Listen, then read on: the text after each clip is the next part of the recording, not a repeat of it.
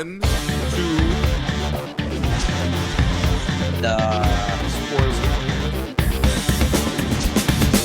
Good. He never will. Two-time world champ.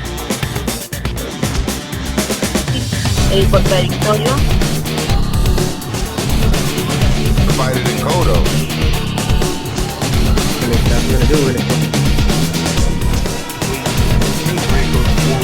Yeah, I ain't got it.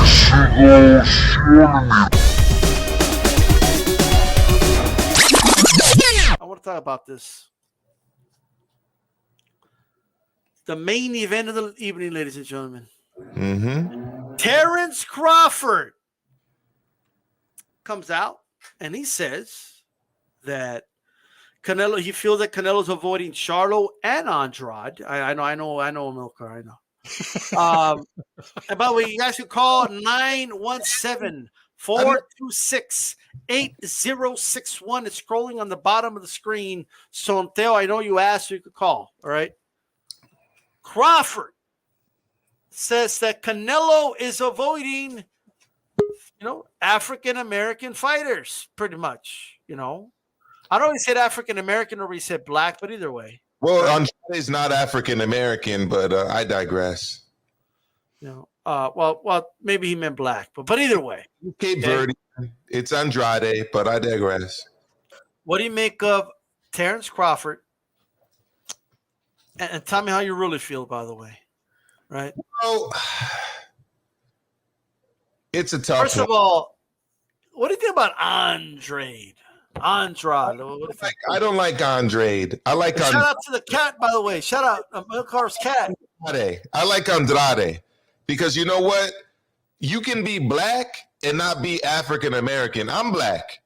Right. My background's Caribbean. My first name is a Spanish name.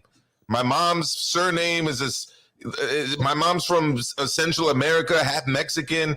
Like, you can be black and not be African American. You don't have to take your name and then switch it up and make it in some kind of English waspy sounding name. It's just ridiculous. Terrence Crawford doesn't know what he's talking about in this case. At the end of the day, my man has taken on everybody who's out there. Who's out there right now that he hasn't taken on? Literally, you name him, he takes them on. And all of these people that are complaining about Benavidez, the same guys that are complaining about Ortiz getting hit, Canelo didn't take on Benavidez. I want him to take on Benavidez. No, shut the fuck up. He's going to take on the Benavidez. He just needs to handle business at 168. You best believe he'll be moving up to 175 to handle business there afterwards. All of this stuff is a distraction. Terrence Crawford needs to focus on getting a big fight. He doesn't have a big fight lined up. And unfortunately, because he doesn't have a big fight lined up, he's doing a lot of this. He's doing a lot of that. He's doing a lot of that. Okay? And we really need to get this guy a fight so that he can keep Canelo's name out of his mouth. Because at the end of the day, Canelo is like, what was it that Joel Embiid said? He's occupying space, right? He's taking up space in motherfuckers' heads and not paying any rent, right? That's what Canelo's doing. So, guys, Canelo's got his plan. It's Saunders, it's Plant, it's undisputed 168. Then he can move on to the next thing.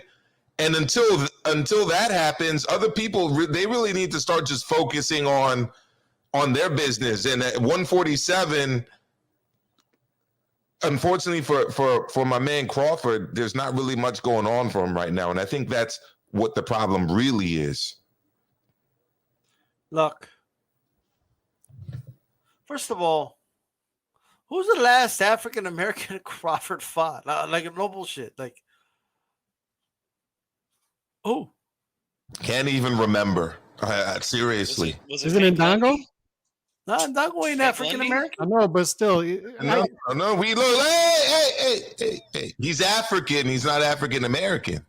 Right. African American is you trace your roots to the southern states, like to the slave. I think Canelo's fought more African Americans than him. No, which is why Andrade's not an African American. Andrade's from Cape Verde. That's where his family's from. But I digress. But I mean, it was a rhetorical question, guys. Mm-hmm. In other words, he hasn't fought any. Crawford. Bud Crawford. I don't know if you know this, but Danny Jacobs is from the U.S., and he's African American. Yes, he is. And Canelo fought him in a unification fight. What, he doesn't count or what? He doesn't count? Oh, well, not him. You know, it's from New York. I don't know. You know what I mean? Like, I don't know. We're gonna call New Yorkers. You know, he's got to be a African American from a red state. You know, like what is this, right? Come on. You know what I mean? I got to be really honest. Got to be very honest right now. We do need a fact check on whether he said black or African American fighter. That's what I'm saying. Okay. African American, though, it would be Hank Lundy. Right. Well, he also, I mean, Erislandy Lara's black, but he's not African American. So he fought Erislandy. Well, let's just wait on the fact check. If anybody can get that, then we'll go from there. Austin Trout is Panamanian background. But I digress. Look, he is. But check it out. Check it out. Let me burn. But look. Crawford basically says that Canelo Alvarez is looking for easy touches. That's what he's insinuating. We're honest, okay? He's looking for easy touches as he proceeds with his career, okay? I mean that's the insinuation right now. But if we compare the resumes, it's not even close. If we look at the resumes, Canelo's fought better opposition, and he's fought better black fighters, okay, if you want to narrow it down, than Crawford. He's fought better Europeans than Crawford. He's fought better black fighters than Crawford. I think he's fought better Hispanic fighters than Crawford. I don't think there's a category that Crawford is better. He said black fighters. Thank you. So he did say black. I mean, he's like, yo, you got a black fighter in the PBC side called Errol Spence. Go fight him and stop talking about what Canelo's doing. How about that? Go fight Spence. Fight Porter. Fight Thurman, dude. Like, you got plenty of African Americans or quote unquote black fighters at welterweight that you could fight. Come on. Canelo's fought better black fighters, better Hispanic fighters, better European fighters, better champions, better everything than Crawford. It's not even close. It's not even close. What do you mean he's avoid? Like, what does that even mean? Now, we want to talk specifics. Did he avoid Charlo, the fighter? I don't think he did. Last I heard, his own brother said, I wouldn't have turned down no money from a Canelo fight like you did. Oh, Batista, he was mad at his brother. We can't count that. Is running out on us, and that's, of course, Vergil Ortiz, the headliner against Hooker, the former 140-pound champ who had been priorly knocked out by Jose Ramirez and lost his strap. A former champion, the biggest test of Vergil Ortiz's career. Did he pass with flying colors? Yes and no. And I'm definitely want to get to the no. Let's get to the no, because everyone is still debating. Because he exposed some defensive issues with Vergil Ortiz. And that's the no right there. He exposed defensive issues. The yes is he got him out of there and did something to that dude's wrist, but at the same time, no, because he exposed Vergil Ortiz's defensive issues and could be a liability for future fights as he moves up in competition. But it's a win. He won against a quality opponent, It didn't take him past 7 rounds, but he did show some problems with his defense. Listen, And Errol Spence was in the house. Errol Spence was there. Bud Terrence Crawford, too. Terrence Crawford was right there ringside, interviewed by DAZN, and we know that Terrence Crawford has got promotional issues with Top Rank, and everyone wants to know. And Oscar's on social media saying, "Come on, have your boy call me, have Bob Arum call me." We know Oscar thinks that Vergil Ortiz is ready, but Hooker gave him some fantastic rounds. In fact, actually, people could debate me, but I thought Ortiz lost round 1, a very close round 1, and round 4. So when the tables turned in round 5 and Hooker continued with that same strategy in the toe-to-toe action, not using his long jab, not using his reach, his height, everything went south for him. And it ended very much like when he got knocked out against Jose Ramirez. But you're bringing up a good point. I didn't like how much Ortiz was getting tagged, because there was Like he's getting counted. his face at the post-fight interview showed a lot of swelling. He absolutely got nailed by Hooker. And Hooker is a former champ at 140 pounds. So are you telling me that you're concerned if somebody with some serious power, another 140, I don't know if there's guys that hit as hard as Vergil Ortiz either. And I only want to see him against 2 guys, either Errol Spence or Bud Crawford. But are they biting off more they can chew by calling out Bud Crawford next? Yes. And I'm gonna and they don't really have to have superior power to Vergil Ortiz to knock him out or to hurt him. The thing is, if they counter him enough that he doesn't see coming, it's gonna begin to show and to rail him out, because these guys are gonna be moving a lot more. They're gonna be countering him a lot more. They're gonna be able to apply more pressure to Vergil that makes him go out of his comfort zone. And I don't think Vergil Ortiz is ready for these guys. I really think if he fights one of them's going to stop him. I see G Funky's in the room. Also, HCP G Funky, what's up? He says, I didn't see any problems with Ortiz's defense. This is boxing. You're going to get hit. Now, I saw that on social media because it seems to be that criticism was going to come for Vergil Ortiz. I personally saw him getting tagged up a lot too. And it does concern me, but it doesn't concern me overwhelmingly that I don't think Vergil Ortiz is going to be a future champ. I'm convinced he's going to be a future welterweight champ. But do we want him to go the route of Bud Crawford immediately, like his next fight? Or is he need a little bit more seasoning? Does he need 1 more or 2 more step-up fights against some quality opponents?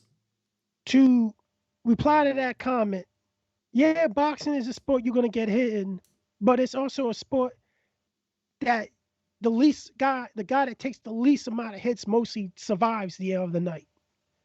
And it's deep. And like, if you're saying like you're going to get hit, then you're saying boxing's not defense isn't really needed for boxing, in my opinion, because in that fight, if you saw him, his defense is problems because he wasn't moving enough at times, bobbing his head enough at times, and he got caught when he threw a punch countering.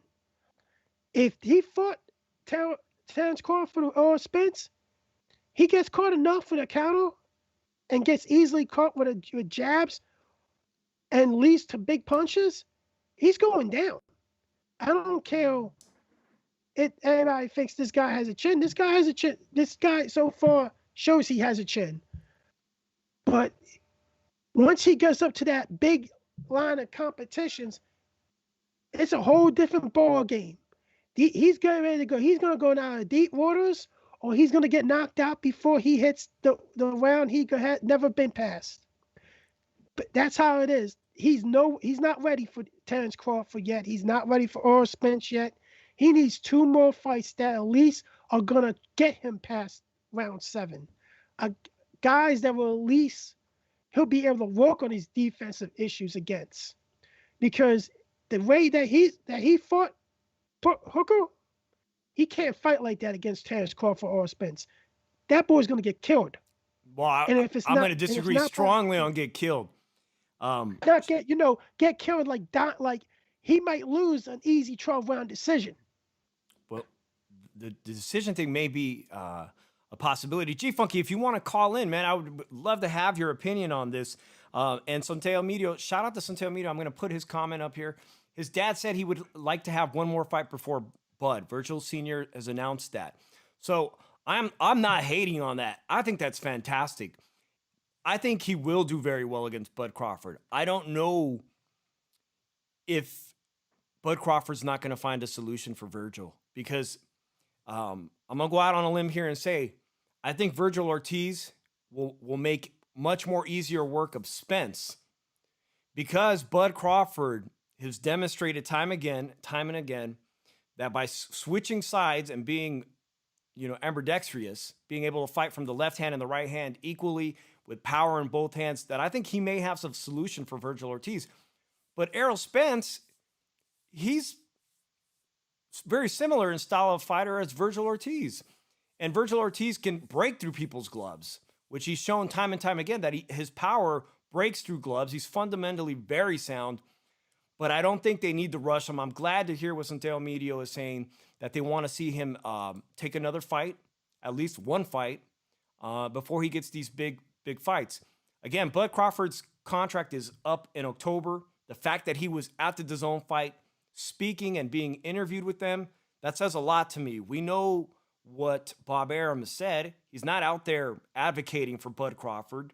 He's not getting him the big fights Bud wants on his own. And if Bud's got to go out and get a fight by putting himself ringside, I think Bud's doing a great thing. And I would very much like to see this fight between him and Vergil, just not now. I mean, Virgil's really entertaining. He's doing his thing. All knockouts. You know a fight I would want to see Vergil take? And they said it on DAZN. Him against the Mean Machine. I had really looked up Errol Spence and Manny Pacquiao, and I know Manny Pacquiao may have started boxing when he was like 12 years old, and that's one of my favorite boxers. And I know Errol Spence started boxing at 15. And I remember really just making that connection to it myself, because I remember my dad started boxing at 12. And I remember I was like, hey, since he started boxing at 12, I may be a little bit too late to learn, you know what I mean?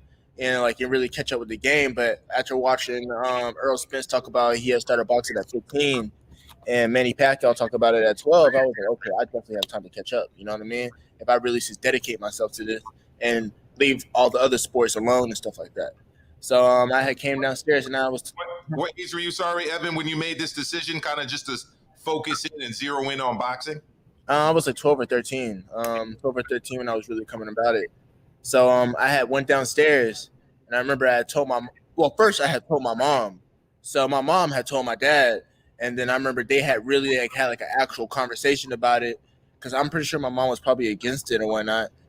So like. They had maybe come downstairs, and my dad had sat down and was like, hey, you say, your mom tells me you want to box, and I know you told me that before, but this is, but I'm going to tell you the rules about boxing before you even get into it. Like, this is going to be our rules. You know what I mean? So he was telling me, like, he was like, so first off, boxing, this is not going to be like, like, it's not like a sport. It's not a sport that you play. It's a sport that you do. You know what I mean? That you live. So he was like, explaining to me, he was like, hey, when you get in there, everybody's going to want to compare you to me, So first off, there's nothing like stepping into the same sport as your father. And he was letting me know that. And he was like, and the work that you put in is the work that you're going to get out. He explained that to me. And the most important thing he had pretty much explained to me was like, when you get in that ring, you're the only one getting hit. I'm not going to get hit, So just know, if this is what you want to do, this is what's going to come with it. You know what I mean? There's going to be hard days and there's going to be good days. And he also had told me something like, I forgot what he had told me, but like, it was like pretty much like, he's good and all, but he was like pretty much saying like, I'm only going to be as good as I want to be. You know what I mean? Like, just because he's got he's got the name and whatnot doesn't mean I'm necessarily going to be good. And that was totally the right thing to say because hey, I'm telling you, like my first year of boxing, I felt like a lot of people in my shoes would have been discouraged and they would have quit because just like like not saying I grew up. I definitely wasn't growing up spoiled or anything because I grew up with my mom, and my mom always made sure I was doing the right things and stuff like that. But I wasn't the one to really be I wasn't in the streets fighting or anything. You know what I mean? Like to be honest, I wasn't in school fighting. I wasn't a troubled kid or anything like that. I just wanted to be good at the sport.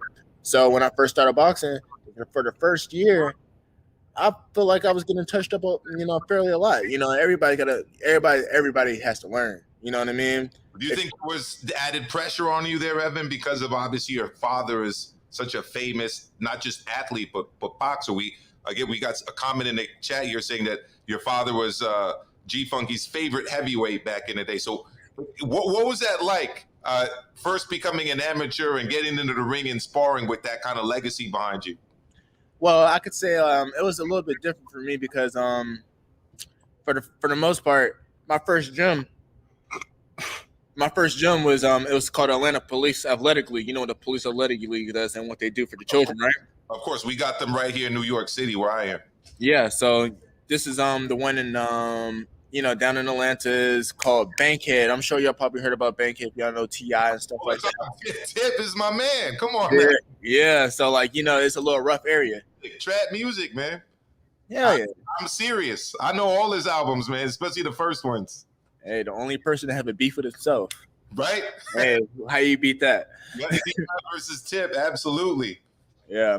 But so you got to understand, it's a kind of a troubled area around there. So like what the Police Athletic League does for children, I feel like it's a really good thing. They try to get kids off the streets and try to really keep them occupied as far as either teaching them new crafts, whether it's boxing, baseball, basketball, stuff like that, or they just try to help them with their homework.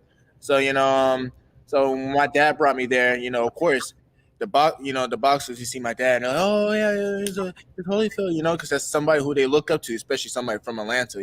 He's coming from the same area, but in that same breath, they look at me and they're like, oh, it's his son, and I'm trying to learn how to box, and it's kind of like comes with some people expect you to be able to know how to fight, but in a whole entire different aspect of ways, they're also.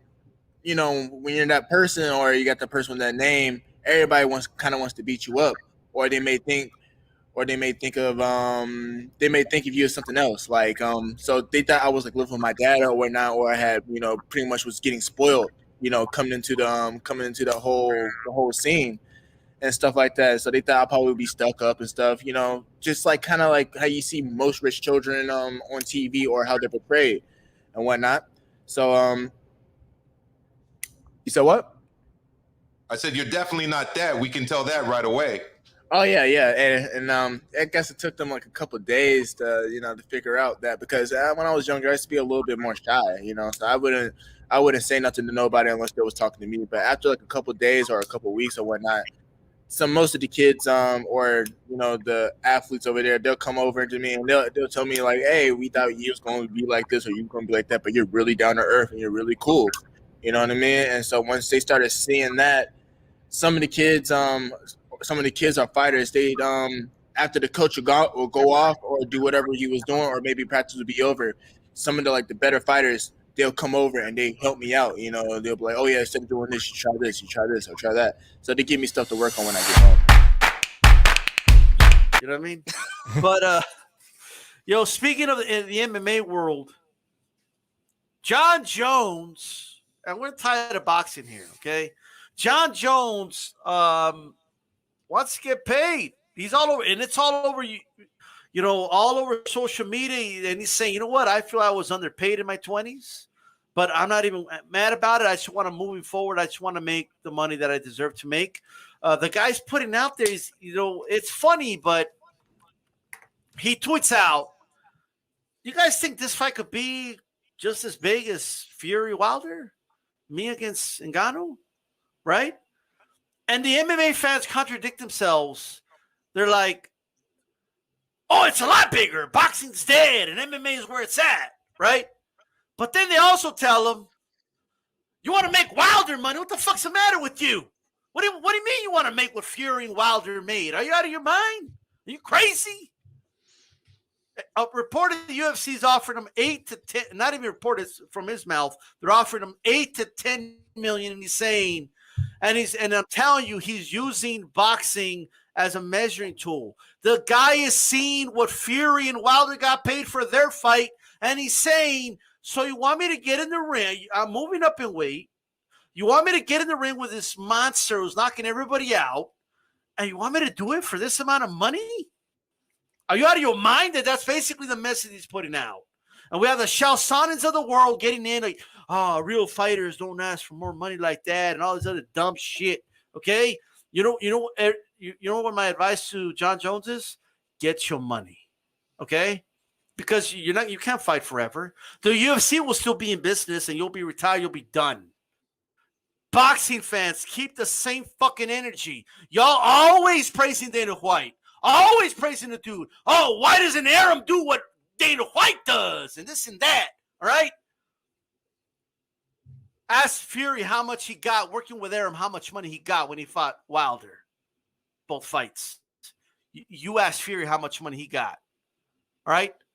Arum has paid motherfuckers a lot of money. Look at the money he got, even dudes like Crawford. He got Khan $7 million. Look how much money he made for De La Hoya. I mean, come on, dude. This guy's giving guys tens of millions of dollars. That's what Arum has done. But the UFC and Dana White don't want to pay shit to these fighters, right? They're starting to wake up. And for all the female fighters saying, I'm going MMA because boxing mistreats me. Well, why is it that these other dudes, all right, they keep talking about boxing, what the boxers make? Why do you think that is? This dude's tired of fighting for $2 million and getting 800,000 buys on pay-per-view. And you expect me to believe these numbers too? You expect me to believe they're getting 1.5 million buys? Right? But then they don't want to pay these fighters more money? Are you out of your mind? And you wonder why I question the numbers? Of course I'm going to question the numbers. Pay these fighters, dude. And he ain't getting the fighters paid. I don't want to hear one boxing fan that's always praising Dana White. I don't want to hear none of you talk about what Arum didn't pay Teofimo and what Arum didn't pay Mayweather, what he didn't pay De La Hoya, because he was getting those dudes millions, dude. All right? Dana White ain't paying these dudes shit. He ain't paying them shit. Babe, talk to us. What do you make of him saying, I want more money if you want me to fight Francis Ngannou? Well, again, I'm a person who likes to look at empirical data. I like to look at behavior. I like to look at history. I like to look at trends. I like to look at past experiences. And we have to be honest here. John Jones is not the first UFC fighter to complain about pay. Okay? Randy Couture, Tito Ortiz, Frank Mir. Conor McGregor used to complain about what he was getting paid. Cowboy Cerrone, Donald Cerrone, recently complained about his salary. He said he only got $200,000 when he fought Conor McGregor. Okay, so again, the data is there. They even did an ESPN special on the UFC and how they underpay fighters. And Dana White was being interviewed, and he seemed to be getting hot under the collar when he was grilled on the question about, well, why are UFC fighters not getting paid what boxing gets paid, or with what they feel as though they should get paid. So, it's out there.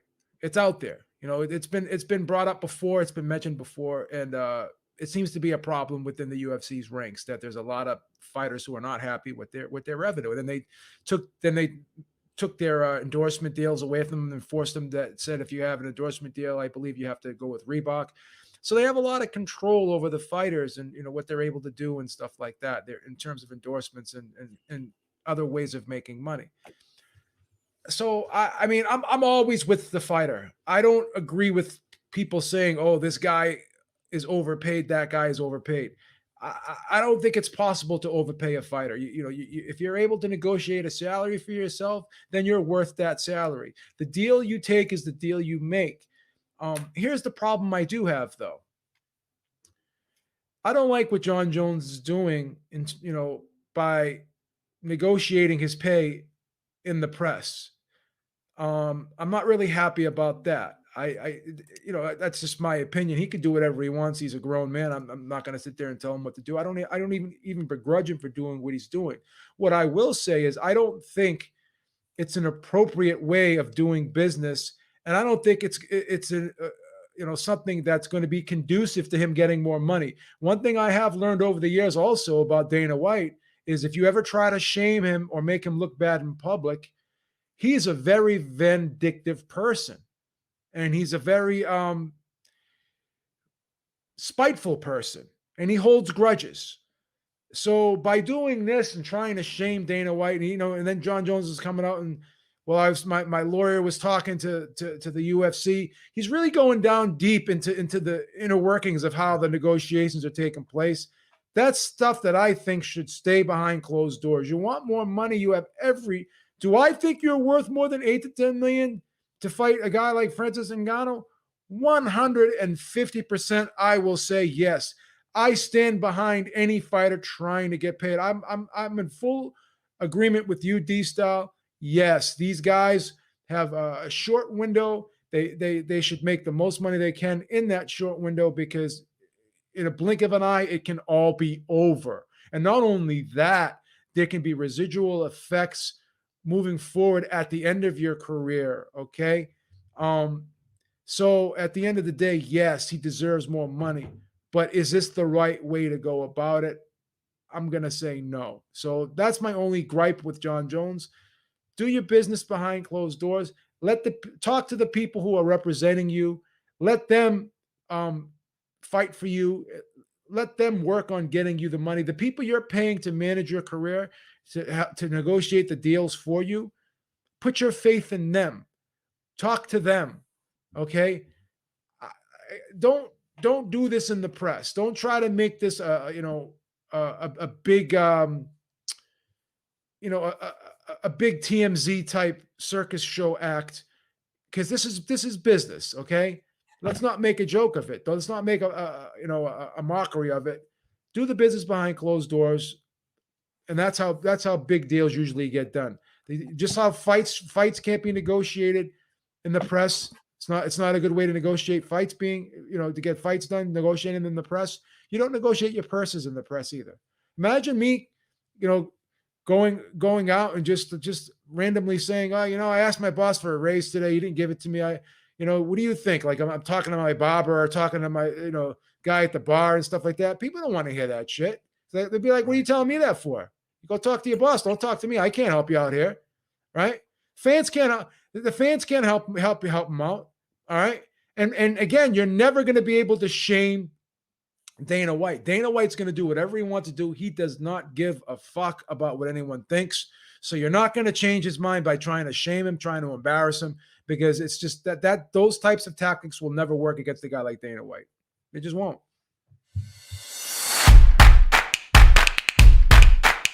Because when these reports were coming out of you being a street kid, there was a lot of folks who were like, how could this vato be a street guy if he basically has the world? You signed with Top Rank at a very young age.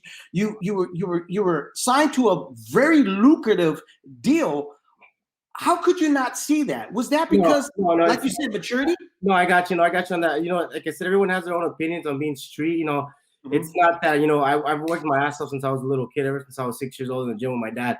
It's just that, not necessarily saying that I went and did all kinds of, dumb shit or whatever. Just, being around people that I shouldn't have been around, and pretty much not taking shit from anyone, because, the difference between me and David is you see he doesn't really, he's more of a conservative guy.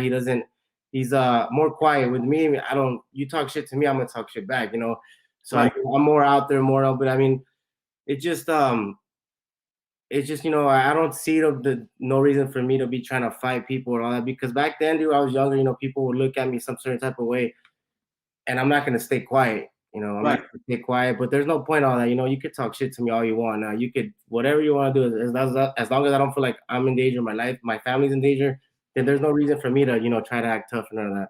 I find that crazy because like if somebody's talking shit, like what they don't know you're a fighter. You know what I mean? Like if you remember that scene with Chris Tucker and Tebow when Homeboy tells him to shut up, that'd be like me with you. If you told me to shut up and then you left, I'm like, hey, he told me to shut up, but I start talking after he left. Yeah, no, and dude, with me is I joke around a lot, dude. I'm always messing around. That's my personality, Right. And I mean, for me, like talking shit to other people and all that in the streets, it's not. I mean, unless you're my friend or whatever, I'd be fucking around with you. But all that, nah. I wish everyone the best of luck in life. I don't look down on anyone. To me, everyone's the same. Money doesn't mean anything. You can have $1 million today, you lose it all tomorrow. It don't mean shit. So being a good person is what I'm about. Someone shows me respect, and I'm gonna show them respect too. Absolutely. Let me introduce my co-host, Milcar. Yeah, how's it going, Jose? Thank you so much for joining us, and congrats on your family, your growing family. I saw you with the wedding band. Oh yeah. Life. I'm happy where I'm at right now. I'm happy with my family. They motivate me. When you're young, you're out there, trying to get at every girl, be cool and all that. But no, it's all about my family now. All that shit doesn't matter to me. I'm happy, and I just love spending time with them. Absolutely. Now, I had huge expectations. I've been a fan of yours for a while going into the last fight we saw that you had with Crawford. You clearly weren't 100% for that fight. You could tell, at least I could, and David could, that you had issues with your leg. Can you talk about kind of the adversity you faced in your career and how that's going to help you as you come back on this comeback trail? No, well, the thing is, I've been trying to fight Crawford, even before I was injured, but I mean, it didn't happen, and what happened, I got shot, and I'm actually not even supposed to be walking. The doctor said if I walked, it's going to take 2 to 3 years, and I was never going to box again. But I mean, I just use that as motivation. I can't take nothing from him. He was a better fighter than me that night, but I gave him a run for his money, and I'm fucking want to run it back. I was run it back. He was talking all that shit, saying that I wasn't no one, this and that. It took him 12 rounds to beat me. He fights all these other guys that are world champions. He stops them like nothing. But with me, he was running. So if he wants to run it back, and I know he's gonna see this, stop being a bitch and run it back. There you go. And like you said, you took him 12 rounds. You were there the whole fight.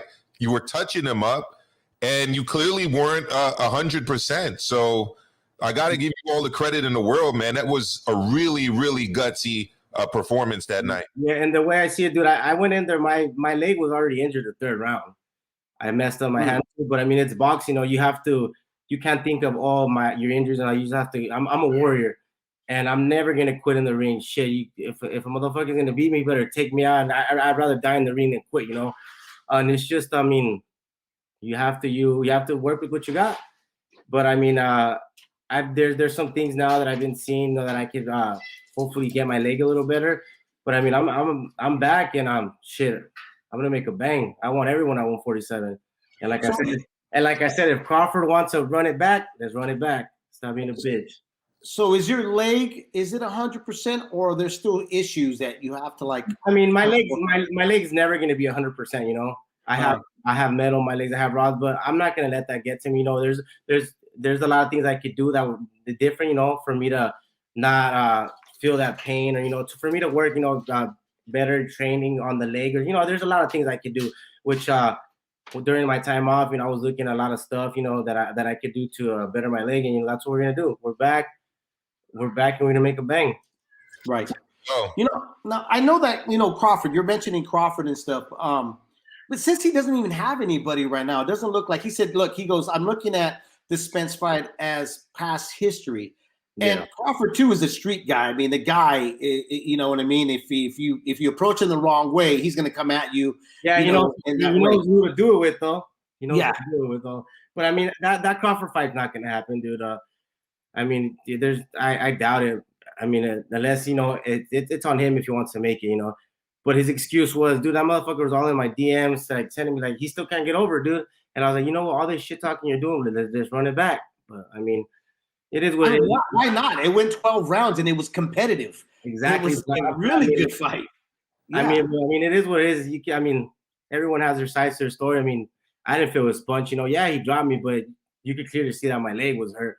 But like I said, we get a rematch, and I guarantee you that rematch, he won't beat me. But I mean, it's up to him. And honestly, I'm not even worried about him no more. You know, it is what it is. Right. You know, there's a lot of other fighters out there. So what I got to do is, you know, get back in the gym how I've been doing and just taking everyone down. So are you gonna? The plan is to stay at 147. Is that the plan? Yeah. Staying at 147, I might go up to 54, but I want to focus on 47 right now for another year or two. Then probably go up.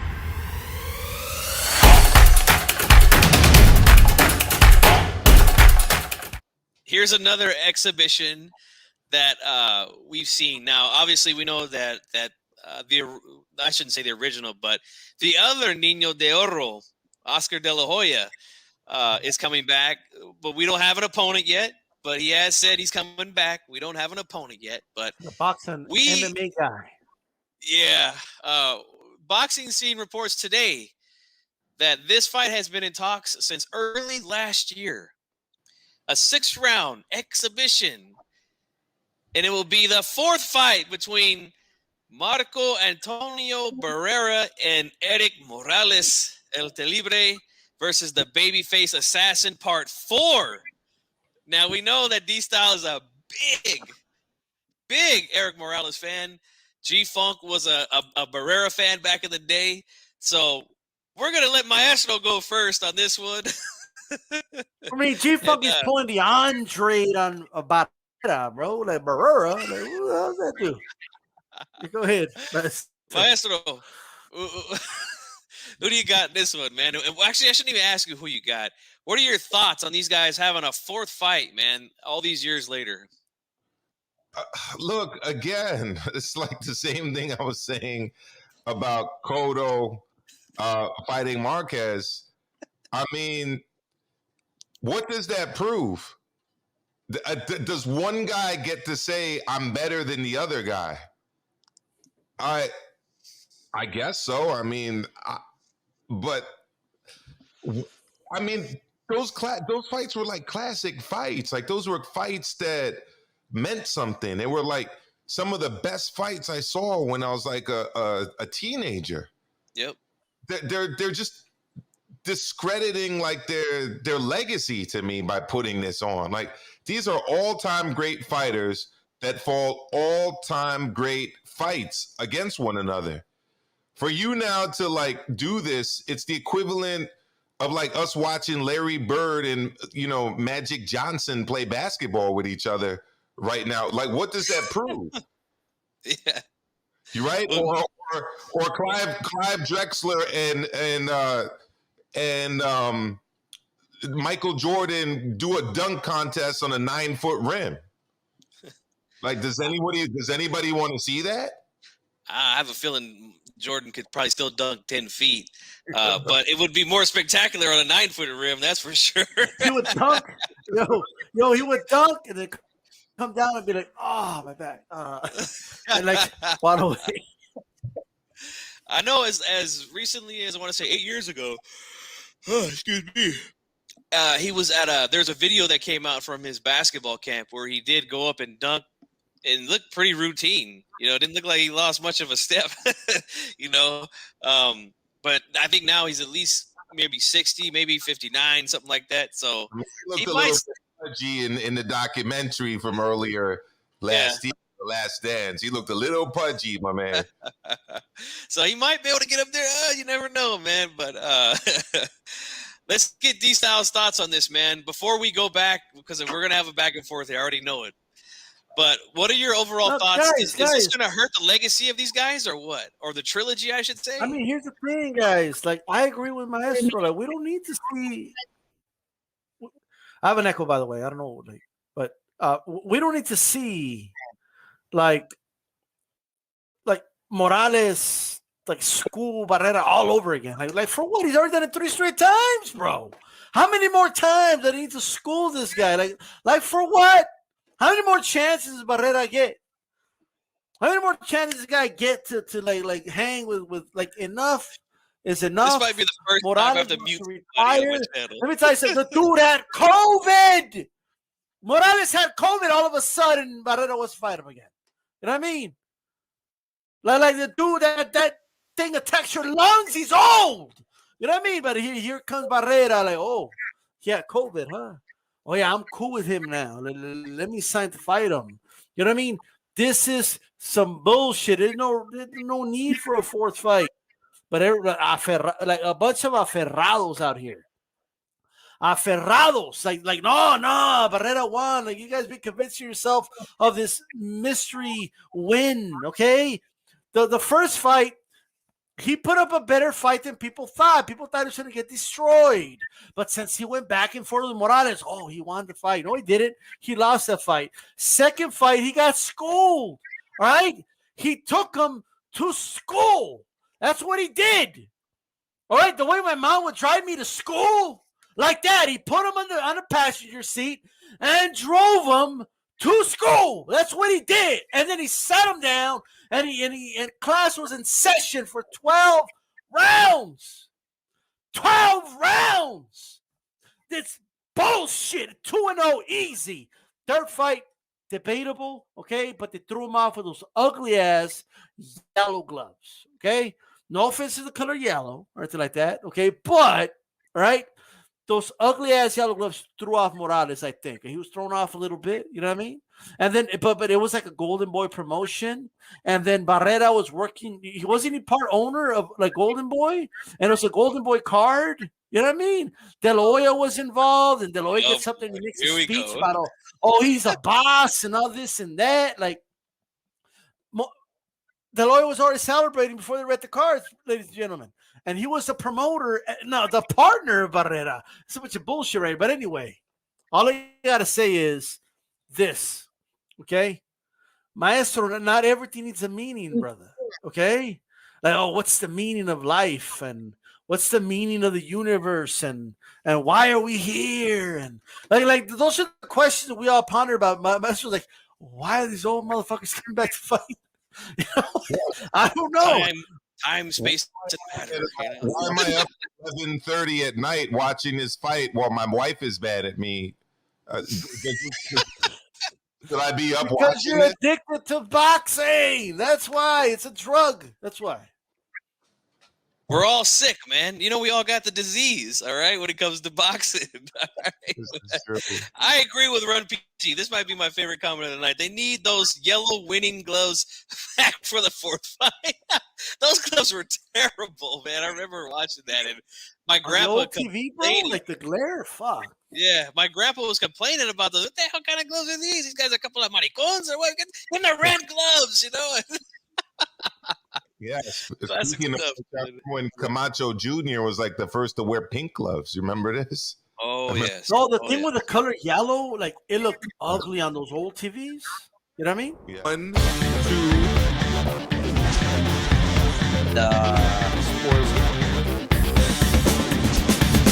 Good. He never would. Two-time world champ. El contradictorio. Fighted in Kodo.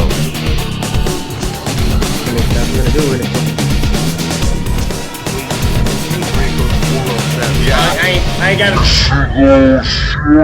it.